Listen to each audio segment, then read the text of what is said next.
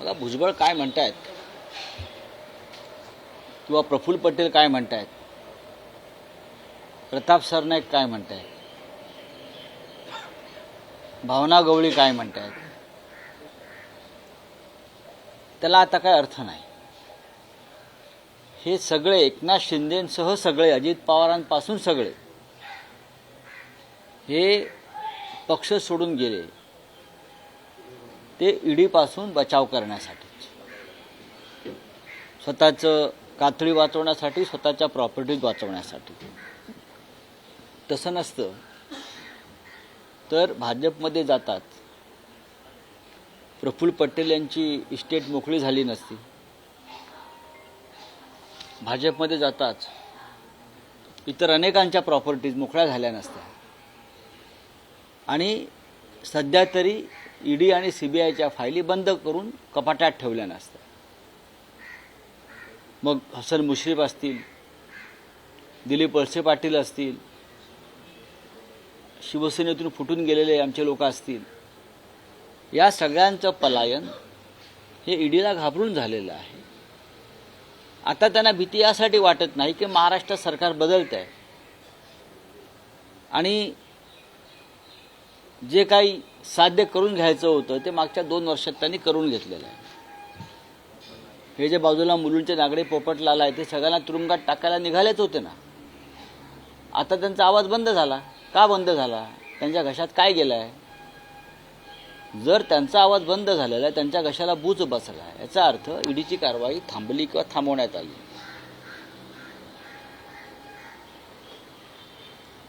छगन भुजबळ तुरुंगात जाऊन आले, त्यांचा पुतण्या तुरुंगात जाऊन आला, त्यांची प्रॉपर्टी अजूनही मला वाटतं जप्त झालेली आहे.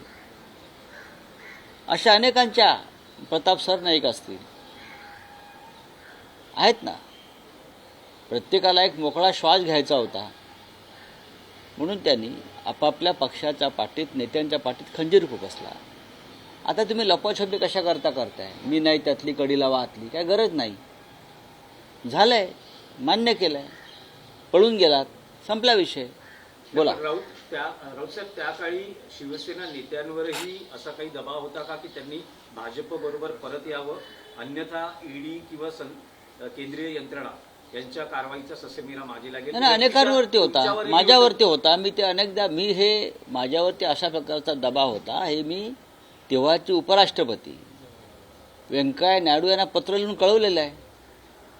दिल्लीमध्ये काय झालं ते पत्र रेकॉर्डवर आहे.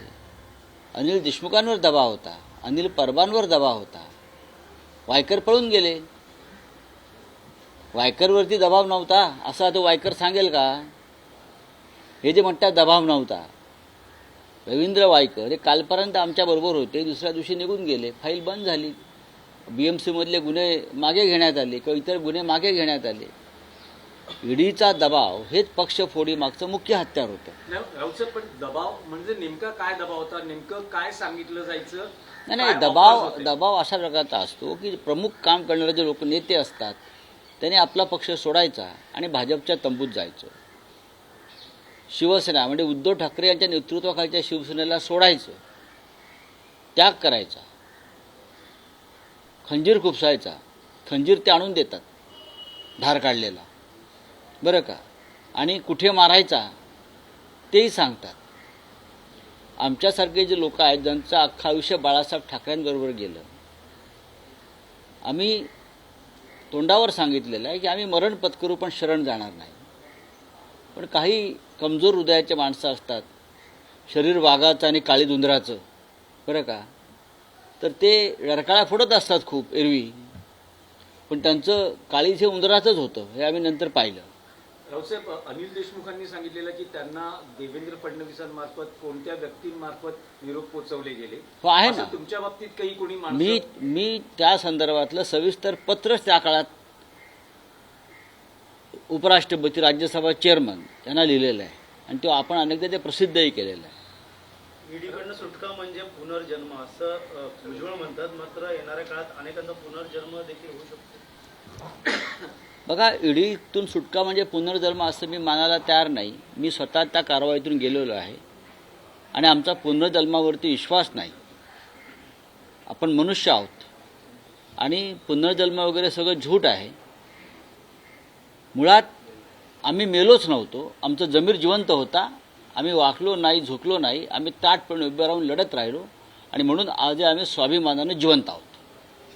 रावसाहेब, आणखी एक विषय होता. मनसे अध्यक्ष राज ठाकरे त्यांच्या भाषणातून असं म्हणत आहे की सत्ता द्या, 48 तासात मशिदींवरील भोंगे उतरवा.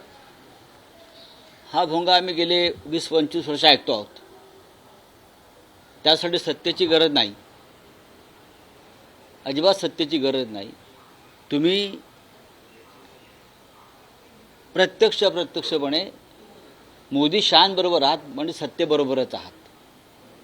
तुम्ही फडणवीसांबरोबर आहात म्हणजे सत्तेबरोबरच आहात. तुमच्या हातात सत्ता येईल नाही येईल हा पुढला प्रश्न. पण एखाद्या पक्षाचा कार्यक्रम असतो, त्यासाठी सत्तेची गरज नसते. शिवसेनेनं गेले 50-55 वर्ष कोणत्याही सत्तेशिवाय अनेकदा आपले अनेक कार्यक्रम राबवलेले आहेत. आदित्य ठाकरेंच्या बाले किल्ल्यात राज ठाकरेंनी काही शब्द काढले नाहीत, भाष्य केलं नाही, टाकाणी कुदण्यासंदर्भात काहीच विचार केला मला माहीत नाही त्याच्याविषयी. मी काय यांचा मुद्दा देखील त्यांनी यावेळी उपस्थित केलेला. मुंबईत जर सत्ता आली तर मुंबई 24 तासात साफ होईल. म्हणजे कशी करणार साफ? कशी काय साफ करणार? बोलायला सोपं असतं. महाराष्ट्राची राजधानी आहे. सगळ्यात आधी मोदी शहाना साफ करा, तेच परप्रांतीय आहेत. सगळ्यात आधी मोदी शहा अडाणी यांना साफ करा. या परप्रांत्यांनी मुंबई नासवली आहे आणि मुंबई आमच्या हातातून काढून घेण्याचं षडयंत्र त्याने रचलेलं आहे. पण दुर्दैवानं राज ठाकरे मोदी शहा अडाणींना मदत करतायत. रावसाहेब, 17 नोव्हेंबर शिवाजी पार्क मिळावं यासाठी शिवसेना आग्रही आहे. काल उद्धव ठाकरेंनी म्हटलं की आचारसंहितेच्या याच्यात अडकवू नका, कारण 17 नोव्हेंबर बाळासाहेबांचा स्मृतिदिनी आहे आणि मैदानी सभेसाठी हवं आहे. मनसेही 17 तारखेसाठी आग्रही आहे. कायदा सुव्यवस्थेची परिस्थिती निर्माण करायला भाग अजिबात पाडू नका असा इशाराही, संघर्ष होऊ शकतो असा इशाराही त्यांनी. ज्या अर्थी शिवसेना पक्षप्रमुख उद्धव ठाकरे यांनी ही भूमिका मांडलेली आहे, त्या अर्थी ती गांभीर्यानं घेणं प्रशासनानं गरजेचं आहे. 17 नोव्हेंबर हा हिंदुहृदय सम्राट शिवसेना प्रमुख बाळासाहेब ठाकरे यांचा स्मृतिदिन आहे. महाराष्ट्राच्या कानाकोपऱ्यातून तिकडे लोक येतील. त्याच्यामुळे त्या दिवशी तिथे सभेलाही परवानगी माननीय उद्धव ठाकरे साहेबांच्याच मिळायला पाहिजे होती. पण एक दिवस आधी अर्ज दुसऱ्या पक्षानं दिला म्हणून त्यांना ती जागा मिळते. संध्याकाळी त्यांची सभा आणि दिवसभर तिथे आमचा शिवसेनेचा आणि बाळासाहेब ठाकरेंच्या चाहत्यांचा राबता असेल. म्हणजे तिथे त्यांना अडवलं जाईल बाळासाहेबांच्या भक्तांना, शिवसैनिकांना. आणि तसं झालं तर तिकडे खरं म्हणजे खरोखर संघर्ष व्हायची शक्यता मला वाटते आहे. म्हणून प्रशासनानं वेळीच त्याच्यावरती पावलं उचलणं गरजेचं आहे. ते काय त्यांना त्यांच्या म्हणण्याशी आमचा काय संबंध आहे? नाही ना, कशा करता? 2009, 2014, 2017 साली देखील आम्ही सत्तेत जायचा निर्णय घेतला होता. मात्र आम्हाला मग हा त्यांचा प्रश्न आहे ना. उद्धव ठाकरेंच्या तटकरे आहेत, तटकरे कुठेही सत्तेत जाऊ शकतात. जसे आता गेले तर आमचा त्याच्याशी काय संबंध आहे? रावसाहेब, मुख्यमंत्री एकनाथ शिंदे असं म्हणतात धनुष्यबाण उचलायला ताकद लागते. काँग्रेसकडे गहाण ठेवलेला धनुष्यबाण आम्ही मी सोडवला. याच्यावरती उत्तर दिलेलं आहे की जो माणूस स्वतःच मोदींच्या पायाशी गहाण आहे, जो माणूस स्वतः अमित शहाच्या पायाशी गहाण आहे, त्याने धनुष्यबाणाच्या गप्पा मारू नयेत. धनुष्यबाण हातात घेतला तो मोदीच्या कृपेने आणि त्या धनुष्यबाणासह आपणच गहाण आहात. आपण गहाण आहात लक्षात घ्या. मी परत रिपीट करतोय. एकनाथ शिंदे हे गहाण पडलेले आहेत शिवसेना आणि धनुष्यबाणासह. एकनाथ शिंदेचा विषय वेगळा म्हणून काल एकनाथ शिंदेने देखील असं वक्तव्य केलेलं आहे की कोकणात नको असेल तो प्रकल्प आम्ही येऊ देणार नाही. श्रीकांत शिंदे देखील म्हणतात की बारसू प्रकल्प आम्ही येऊ देणार नाही, नवीन प्रकल्प आम्ही. शिवसेनेची नेहमीच कडक भूमिका राहिलेली आहे बारसू प्रकल्प. बघू, डिसेंबर महिन्यात त्याच्यावरती आम्ही चर्चा करू. तेव्हा अशा प्रकारच्या चर्चेसाठी शिंदे कुठे सत्तेच्या आसपास नसतील. चला, उद्धव ठाकरे असं म्हणाले.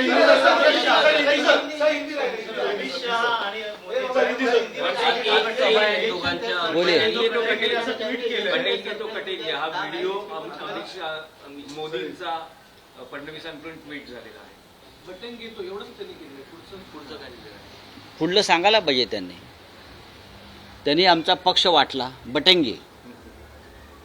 राष्ट्रवादी काँग्रेस बटंगे बाटला. पण हीच वेळ भविष्यात सत्ता त्यांची गेल्यावर ते सुद्धा बटेंगे, झुकेंगे और नष्ट होंगे. हे त्यांचं प्राक्तन आहे, भविष्य आहे या पक्षाचं. योगींच्या संदर्भात बटेंगे तो कटेंगे असे पोस्टर्स मुंबईत लावले जातात. हे मला आश्चर्य वाटतं. योगी आदित्यनाथला 4 भाऊ आहेत आणि गेले 40 वर्ष 4 भाऊ एकत्र आले नाहीत. योगी आदित्यनाथला 4 भाऊ आहेत आणि गेले 40 वर्ष हे 4 भाऊ एकत्र येऊ शकले नाहीत. अनेक वर्ष योगी आपल्या आईला भेटू शकले नाहीत, तिथे बटेंगे. आपल्या वडिलांच्या अंत्ययात्रेला गेले नाहीत, तिथे बटेंगे. आणि हे स्वतःला हिंदुत्ववादी आम्हाला बटेंगे, कटेंगे, छटेंगे हे आम्हाला शिकवतात. ज्याने आयुष्यभर ज्या भाजपनं या देशामध्ये बटेंगेचं राजकारण केलं, त्यांना आता सत्तेसाठी, निवडणुकासाठी ही घोषणा द्यावी लागते आहे. आम्ही राष्ट्र, समाज एकत्र ठेवण्यासाठी संघर्ष करतोय आणि ते बटेंगे आणि कटेंगेची भाषा करतायत दुर्दैवानं. नरेंद्र मोदी महाराष्ट्रात प्रचाराला येत आहेत. 8 नोव्हेंबरला त्यांचा रोड शो आणि सभांचा धडाका सुरू. अमित शहा, नरेंद्र मोदी हे बहुतेक पुढला काही काळ मुंबईतच मुक्कामाला राहणार आहेत. ते राजभवनात राहत आहेत की अन्य कुठे राहत आहेत ते पाहावं लागेल. पण ते त्यांचं सगळं दिल्लीतला बाडबिस्तारा घेऊन किंवा गुजरातला बाडबिस्तारा घेऊन त्यांची व्यवस्था गौतम अडाणींनी केली राहायची असं मला कळलं आहे मुंबईमध्ये. आणि या काळामध्ये मुंबईत राहून ते त्यांचा बटेंगे कटेंगेचा कार्यक्रम पुढे नेतील. पण ही मुंबई आणि महाराष्ट्रांना बटणार ना कटणार. मराठी माणूस एकसंघ राहील, एकत्र राहील आणि तुम्हाला पळवून लावेल.